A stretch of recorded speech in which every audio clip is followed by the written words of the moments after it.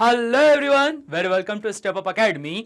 मेरा नाम है राहुल गुरुंग और हाँ, याद रखना कि chemistry is for creators. Obvious बात है यार, केमिस्ट्री की फैकल्टी हूँ, थोड़ी सी तो तारीफ करूंगा ही सही, परंतु ये तारीफ कोई झूठ नहीं होती है यार। केमिस्ट्री पढ़ने वाले लोग होते हैं क्रिएटर्स, क्योंकि वही क्रिएट कर पाते हैं हर उस चीज को जो इमेजिन की जा सकती है। ठीक है, इसी बात के साथ में आज का लेक्चर हम लोग स्टार्ट करते हैं। आज का लेक्चर जो है वो होने वाला है आपके पास कंडक्टेंस ऑफ इलेक्ट्रोलिटिक सॉल्यूशन। मतलब कई सारी ऐसी मैथमेटिकल टर्म्स और फॉर्मूलेस को हम लोग यहां पर देखेंगे जिसका आगे जाके काफी ज्यादा यूज होने वाला है। ठीक, तो ज्यादा टाइम बर्बाद नहीं करते हैं, सीधे से अब चल के अपने टॉपिक पर आते हैं। अब देखो भाई, सबसे पहले क्या बात होती है, जैसे अगर हर बार आप लोगों ने पढ़ के रखा हुआ है कि जब कभी भी करंट फ्लो होता है किसी वायर के थ्रू, तो वहां पर आपके पास में ओम्स लॉ आ जाता है। पर अगर मैं बात करता हूं इलेक्ट्रोलिटिक कंडक्टेंस की, तो अब इलेक्ट्रोलिटिक कंडक्टेंस की कहानी कुछ ऐसी होती है कि यहां पे आपके पास में सबसे पहले प्रेजेंट होगा ऐसा इलेक्ट्रोड। ठीक है, इलेक्ट्रोलिटिक सेल है, ऑब्वियस बात है, ये क्या करने वाला है, इलेक्ट्रिकल एनर्जी को कन्वर्ट करने वाला है मैकेनिकल बोल रहा हूं मैं, केमिकल एनर्जी के अंदर। अब यहां पर ये कैसे करेगा, जब इसको यहां पर हम लोगों ने ऐसा जोड़ दिया, this one is positive term, this one is negative term, और ऐसी कुछ घटनाएं निकल कर आ रही हैं। अब हम क्या कर देते हैं सर, इसके अंदर हम कोई सॉल्यूशन को प्लेस कर देते हैं या सॉल्यूशन डाल देते हैं। यहां पर हम लोगों ने डाल के रखा है एक सॉल्यूशन। ठीक है भाई साहब, अब हमें नहीं पता क्या डाल के रखा है, परंतु जो भी कुछ है वो एक इलेक्ट्रोलिटिक सॉल्यूशन है, ये हम लोगों ने इस तरह से डाल दिया। अब बात यहां पर अगली ये आती है कि माना कि इस इलेक्ट्रोड का जो एरिया ऑफ क्रॉस सेक्शन है या बोला जाए एरिया है, वो कितना मान लिया हमने, स्मॉल ए। साथ ही साथ में हम लोग यहां बात करते हैं कि ये जो दो इलेक्ट्रोड है इनके बीच की जो डिस्टेंस है उसको क्या मान लिया हम लोगों ने, स्मॉल एल मान के रखा हुआ है। ठीक है, अब देखो इसी के बेसिस पर ही हमारे पास में पहला पॉइंट स्टार्ट हो जाएगा। याद रखना ए इज इक्वल टू क्या होता है आपके पास में, ये होता है हमारे पास में एरिया ऑफ इलेक्ट्रोड, और वहीं अगर बात की जाती है एल, तो ये होता है हमारे पास में डिस्टेंस बिटवीन टू इलेक्ट्रोड्स। ठीक है, ये वाली कहानी हो गई। अब देखो इसी बेसिस पर एक एक करके हम लोग सारे पॉइंट पढ़ लेंगे। सबसे पहले पॉइंट की बात करते हैं, तो किसी भी सर्किट के अंदर यहां पर अगर करंट फ्लो करवाना है तो पहले आपको क्या करना पड़ेगा, पहले किसी ना किसी अपोजिशन का सामना करना पड़ता है, और ये जो अपोजिशन कहलाता है ये कहलाता है आपके पास में क्या, रेजिस्टेंस। ठीक है, अगर बात करते हो आप रेजिस्टेंस की, तो हम लोगों ने बचपन से पढ़ के रखा हुआ है, ओम्स लॉ में बताया था आर डायरेक्टली प्रोपोर्शनल होता है एल के, जबकि इनवर्सली प्रोपोर्शनल होता है किसके, दिस एरिया के। अब वहां पे जब आप वो वाला पढ़ते थे ना, कौन सा वाला, इलेक्ट्रिकल कंडक्टेंस, तो इलेक्ट्रिकल के अंदर वायर में से करंट फ्लो होता था, तो वो वायर की लेंथ और वायर का एरिया ऑफ क्रॉस सेक्शन होता था। परंतु इलेक्ट्रोलिटिक सेल में ये जो एल होगा वो क्या हो जाएगा, इन दोनों इलेक्ट्रोड के बीच की डिस्टेंस, और ए हो जाएगा एरिया ऑफ क्रॉस सेक्शन। जितना ज्यादा आपके पास एरिया बड़ा होगा उतना ही रेजिस्टेंस आपके पास में क्या हो जाएगा, कम हो जाएगा। अगर दोनों को आप कंबाइन कर देते हो तो कंबाइन करने पर क्या मिलता है, R is directly proportional to L by A। जहां पर अगर आप डायरेक्टली प्रोपोर्शनल का साइन हटाते हो तो यहां पर क्या आ जाता है, इक्वल, और यहां पर आ जाता है कांस्टेंट। अब ध्यान रखना यहां पर जो कांस्टेंट है दैट इज रो, और इस रोहो की वैल्यू की अगर मैं बात करता हूं तो भैया रोहो आपके पास में क्या बताता है सर, आसान है, रोहो इज इक्वल टू बताता है हमें रजिस्टिविटी के। ठीक है, इसको स्पेसिफिक रेजिस्टेंस भी बोलते हैं, परंतु जैसे जमाना आ चुका है कि बड़े वीडियो से शॉर्ट्स में लोग आ गए हैं, छोटा छोटा नाम रखने लग गए हैं, वैसे ही इसको भी छोटे नाम से पुकारा जा रहा है, दैट इज रेजिस्टिविटी। अब देखो भैया यहां पर अगर थोड़ा सा हम लोग यूनिट्स का डिस्कशन करते हैं तो हम लोग को पता है रेजिस्टेंस की जो यूनिट होती है वो कितनी होती है सर, वो होती है ओहम। लिखने पे ऐसा और सिंबलाइज करने पर क्या हो जाएगा, ऐसा हो जाता है। ये हम लोगों ने पढ़ के रखा हुआ है। नाउ बात कर लेते हैं, अगर इस रोहो की वैल्यू निकालनी है तो आपके पास में यहां पर ये रोहो इज इक्वल टू कितना हो जाएगा सर, ये हो जाएगा आपके पास में R इंटू क्या आ जाएगा रे भाई, A अपॉन में L आ जाएगा। अगर यूनिट की बात करते हो तो ये क्या हो जाएगा, मीटर स्क्वायर, और ये क्या हो जाएगा, मीटर। चाहे सेंटीमीटर भी लिख दो, कोई दिक्कत वाली बात नहीं है। सॉल्व कर दिया तो आपके पास में क्या आ जाएगा, ओहम। अगर यूनिट सेंटीमीटर है तो आपके पास में आ जाएगा सेंटीमीटर। क्यों? क्योंकि एरिया क्या होता है, लेंथ का स्क्वायर होता है। तो ओहम इंटू सेंटीमीटर, या बोला जाए भैया वो एसआई वाली बात कर लेते हैं, तो ओहम इंटू मीटर, ये इसके लिए क्या हो जाएगा, आपके पास में फॉर्मूला हो जाएगा। ध्यान रखना, दो यूनिट्स जो होती हैं ये आपके पास में काम की दो यूनिट्स मैंने बता दी है। पहली यूनिट्स क्या होती है, रेजिस्टेंस की, दैट इज ओहम, और दूसरी यूनिट्स क्या होती है हमारे पास में, दूसरी यूनिट है रजिस्टिविटी की, जो कि आपके पास में रहो ओहम इंटू मीटर। ठीक है, ये वाली कहानी। अब देखो इसके बाद में जो अगली टर्म होती है हमारे पास में पढ़ने के लिए, वो होती है कंडक्टेंस। तो जैसे आपने रेजिस्टेंस को पढ़ा वैसे ही आपके पास में टर्म कौन सी आती है, कंडक्टेंस भी आती है। तो जरा इसको भी लिख लेते हैं भैया जी यहां पे। अब ठीक है, ये कर दिया। अगर मैं बात करता हूं कंडक्टेंस की, तो कंडक्टेंस को डिनोट किया जाता है C के द्वारा, और अगर बात की जाए कंडक्टेंस की तो कंडक्टेंस इज इक्वल टू क्या होता है हमारे पास में, 1/r होता है। ठीक है, और अगर मैं बात करता हूं 1/r की, तो भैया यूनिट की बात की जाए तो ये क्या हो जाएगा, 1 अपॉन में ओहम, तो कंडक्टेंस की यूनिट हो जाती है आपके पास में ओम इनवर्स। ठीक है, ये वाली कहानी, ओम इनवर्स बोल दो, या फिर क्या बोला जाता है इसको, साइमन के नाम से भी जाना जाता है, तो एस भी लगा दिया जाता है। तो ये क्या हो गया आपके पास में, कंडक्टेंस। जैसे आपके पास कंडक्टेंस होता है उसी तरह से एक और फॉर्मूला यहां पे बनता है जिसको कहा जाता है स्पेसिफिक कंडक्टेंस या कंडक्टिविटी। जैसे रेजिस्टेंस से बना रेजिस्टिविटी, उसी तरह से जो स्पेसिफिक कंडक्टेंस है ना, उससे क्या बन जाएगा, कंडक्टिविटी, जिसको डिनोट किया जाता है एक स्टाइलिश के से। इस स्टाइलिश के को कहा जाता है काप्पा। ठीक है रे भाई साहब, ध्यान रखना, क्या कहा जाता है, काप्पा कहा जाता है। पहले इसको स्पेसिफिक कंडक्टेंस बोला करते थे, पर वही बात है भैया, शॉर्ट्स का जमाना है, इसलिए इसको क्या नाम दे दिया गया है, इसको नाम दे दिया गया है कंडक्टिविटी। ये हो गया आपके पास में कंडक्टिविटी। अगर इसकी बात करते हैं तो भैया फॉर्मूला यहां पर बहुत सिंपल होता है। काप्पा इज इक्वल टू हमारे पास में क्या कहलाएगा रे भैया, ये कहलाता है अपने पास में 1 अपॉन में रोहो। रोहो की बात की जाए तो ये क्या होता है भाई, ये होता है आपके पास में कौन सी वाली यूनिट रे, ये वाली। क्लियर हो गई बात, इजी है। रोहो आपके पास रजिस्टिविटी था। थोड़ा सा अगर इसको और सॉल्व कर देते हो तो अगर यूनिट की बात करते हो तो यूनिट क्या आ जाएगा आपके पास में, ये हो जाएगा ohm inverse into metre inverse. और ओहम इनवर्स को क्या लिख सकते हैं सर, इसको लिखा जा सकता है साइमन, और यहां पर क्या आ जाएगा, मीटर इनवर्स। तो ये किसके लिए हो जाएगा सर, ये यूनिट हो जाएगी आपके पास में काप्पा के लिए। ध्यान रखना, किसके लिए हो जाएगी, काप्पा के लिए। अगर बात करते हैं यहां पर सर काप्पा के लिए ये यूनिट हो चुकी है, तो यहां पर एक पॉइंट और है। अगर मैं इस फॉर्मूले को ओपन कर देता हूं, ठीक है, काप्पा इज इक्वल टू रोहो की वैल्यू क्या थी, RA/L थी, तो यहां पर मैंने लिख दिया इसको 1 अपॉन में R इंटू A/L। ठीक है, इसको क्या करूं, थोड़ा साइड में लिख दूं तो वहां पर आपको समझ में आ जाएगा अच्छी तरीके से, क्योंकि अब जो कॉन्सेप्ट आने वाला है वो आने वाला है आपके पास में सेल कांस्टेंट का। ठीक है, तो देखो रे भाई क्या कहानी होती है। अच्छा, ये भी ध्यान रखना, कई लोग इसको C से रिप्रेजेंट करते हैं, कई जगह पर इसको G से भी रिप्रेजेंट किया जाता है, तो कंफ्यूज मत होना, कैपिटल G भी वही कंडक्टेंस को ही बताता है, परंतु कंडक्टिविटी की बात करोगे तो वो हमेशा काप्पा से ही रिप्रेजेंट की जाएगी। नाउ अगली चीज भाई, अगली चीज में क्या बोला, मैंने बोला कि सर इस काप्पा की वैल्यू को मैंने प्लेस कर दिया, तो काप्पा इज इक्वल टू क्या हो चुका है सर, ये हो चुका है 1 अपॉन में R इंटू A/L। ठीक है, यही वाली कहानी थी हमारे पास में। थोड़ा सा इसको मैंने सही करा तो आपको क्या मिला, काप्पा इज इक्वल टू ये आ जाएगा 1 अपॉन में R, और यहां पर आ जाएगा L/A।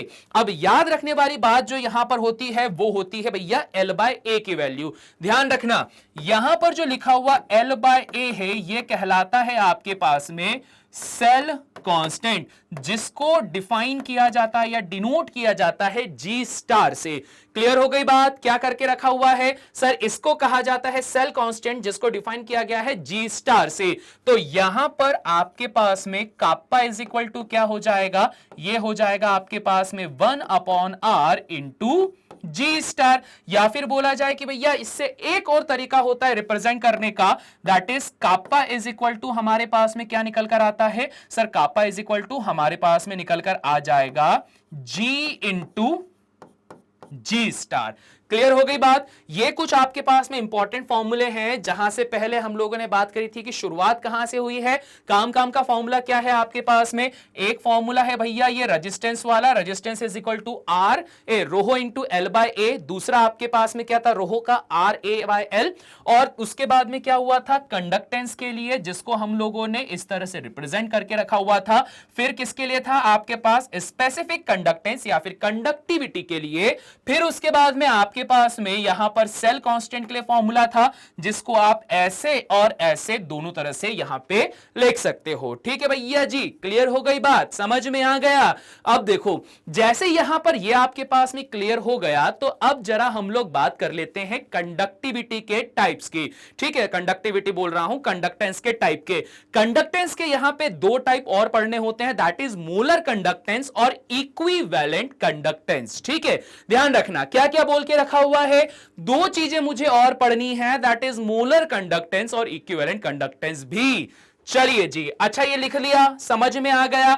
अब देखो यहां पर इतना पार्ट में डिलीट कर देता हूं, और उसके बाद में यहां पर ये वाला जो हिस्सा है ना, इसको जरा मैं ऐसा ऐसा ऐसा ऐसा ऐसा इसको इरेज कर दूं, क्योंकि वो वाले पार्ट से ही मुझे काम है। आगे जो हम लोग कंडक्टेंस के टाइप पढ़ेंगे ना, मोलर कंडक्टेंस और इक्विवेलेंट कंडक्टेंस, तो उसमें उसी से ही काम हमारे पास में हो जाएगा। ठीक है, चलिए जी अब बात कर लेते हैं मोलर कंडक्टेंस और इक्विवेलेंट कंडक्टेंस की। भाई देखो मैं सीधे फॉर्मूले पे आऊंगा, सिंपल सा है, उसके बाद उसको एक्सप्लेन कर दूंगा।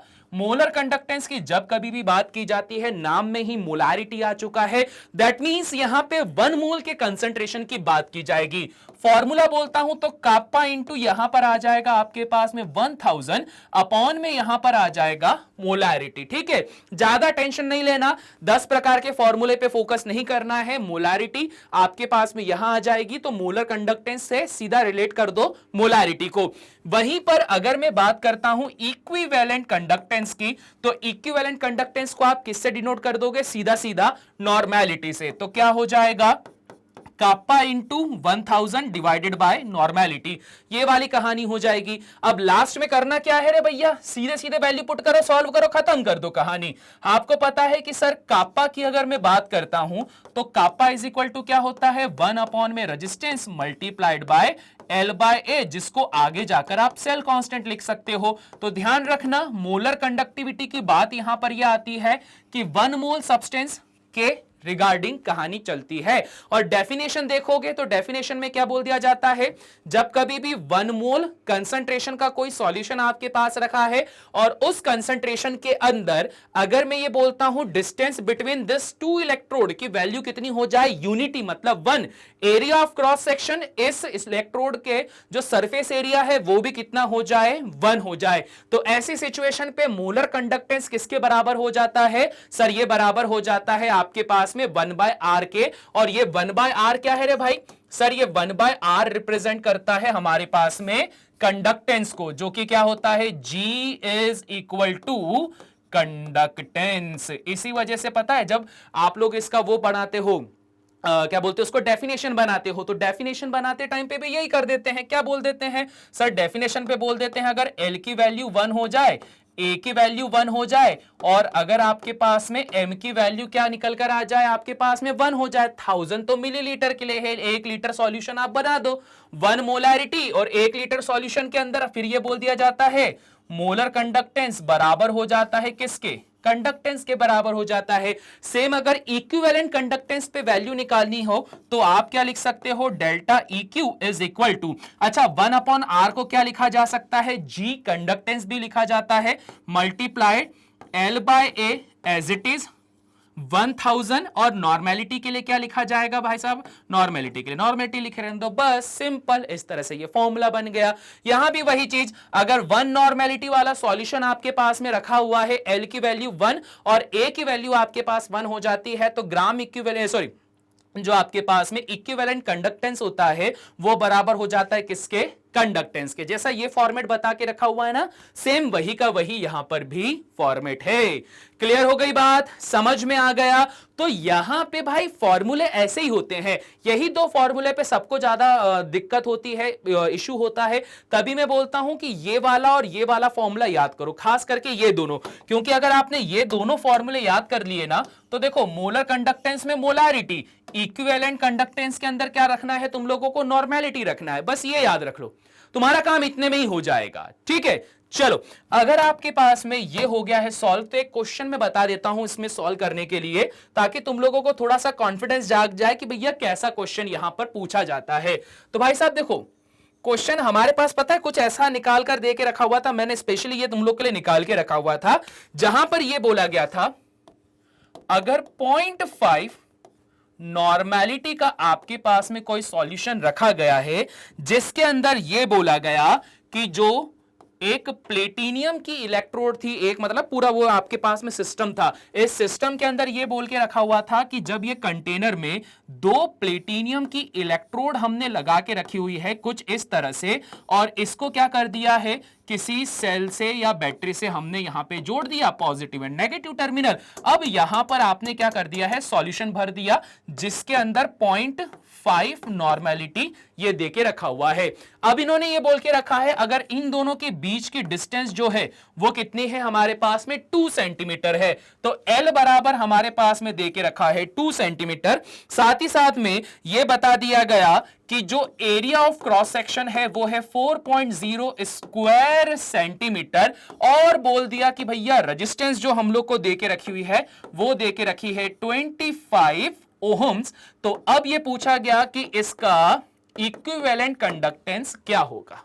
इजी क्वेश्चन है, इजी है ना, सारी वैल्यू तो दे के रखी है, नॉर्मेलिटी दे के रखा है, एल दिया है, ए दिया है, आर दिया है, और इक्विवेलेंट कंडक्टेंस पूछा है। आप बोलोगे सर कितना सिंपल है, अभी आपने हम लोगों को फॉर्मूला बताया, फॉर्मूले के अंदर क्या बताया था कि जब भी इक्विवेलेंट कंडक्टेंस की बात आती है फॉर्मूला होता है काप्पा इंटू 1000 अपॉन में क्या आता है, नॉर्मेलिटी। और अगर मैं बात करता हूं काप्पा की, तो काप्पा का फॉर्मूला क्या था रे भाई, ये था 1/25 मल्टीप्लाइड बाय कितना हो जाएगा, ये हो जाएगा L बाय ए, ये हो जाएगा 1000 अपॉन में n, सारी वैल्यू पुट कर देते हैं, ये हो जाएगा रेजिस्टेंस आपके पास में 25, लेंथ है 2 centimetre square, area of cross section है हमारे पास में क्या 4 सेंटीमीटर स्क्वायर, मल्टीप्लाइड बाय यहां पर आ जाएगा 1000, और नॉर्मेलिटी कितनी देके रखी हुई है 0.5 देके रखी हुई है। अब तो यार कोई भी सॉल्व कर लेगा, ये चला गया 2 टाइम्स में, पॉइंट हटाओ 0 बढ़ाओ और सॉल्व कर देना रे भैया, कितना कितना निकल जाएगा भाई, है 25 चौक 100 पे 00, ठीक है, ये ऐसे कुछ चला जाएगा, और यहां से इसको भी डिवाइड कर दिया तो क्या बच गया 200, 200 डिवाइडेड बाय 5 कितनी बार में चला जाएगा रे भैया, 40 बार में ये चला जाएगा।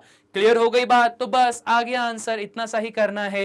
ठीक है, बहुत ज्यादा कॉम्प्लिकेशन अगर क्रिएट करोगे क्वेश्चन पे तो वो कॉम्प्लिकेटेड ही बनेगा, जितना इजी रखोगे उतना ही इजी आपके पास में आंसर भी निकल कर आता जाएगा।